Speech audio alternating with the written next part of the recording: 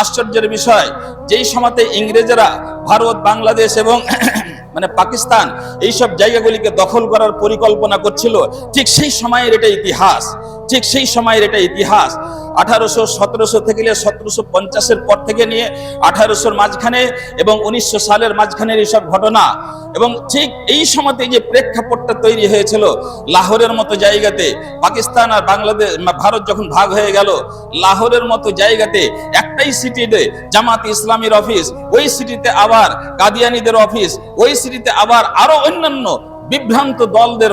আমি এখানে জামাত ইসলামীকে কোনোভাবে খাটো করতে চাই না, ওখানে মৌলানা মওদুদী রাহিমাহুল্লাহ ওই সময়ে বিশেষ করে এই আহলে কোরআনদের বিরুদ্ধে তিনি যথেষ্ট পদক্ষেপ নিয়েছিলেন এবং অনেক কিছু লেখালেখি করেছেন, অনেক তর্ক বিতর্ক করেছেন। যদিও আবুল আলা মওদুদী সাহেব মুনকিরিনে সুন্নাতদের জামাত থেকে পুরোপুরি ভাবে বের হতে পারেননি, আংশিক ভাবে সে কোনো না কোনো জায়গায় ওই জায়গায় থেকে গেছেন।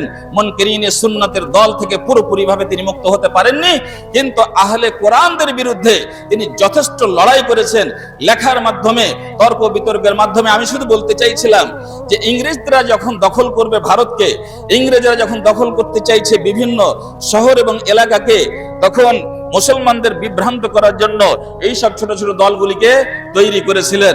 আল্লাহ ভালো জানেন কার কতটা সম্পর্ক ছিল, কার কতটা লোভ লালসা ছিল আমরা জানি না, কিন্তু ইতিহাস বলছে এবং ঐতিহাসিক প্রমাণ আদি এই কথাই বলছে, তারা জানতে এবং অজান্তে ইংরেজদের সেই ষড়যন্ত্রের মানে চক্রান্তে পড়েছিল। না হলে এক মুসলমান, এক মুমিন কি করে বলতে পারে আমি শুধু কোরআনকে মানবো, হাদিসকে মানবো না? রাসূলুল্লাহ সাল্লাল্লাহু আলাইহি ওয়াসাল্লাম বিশ্বব্যাপী এবং কিয়ামত পর্যন্ত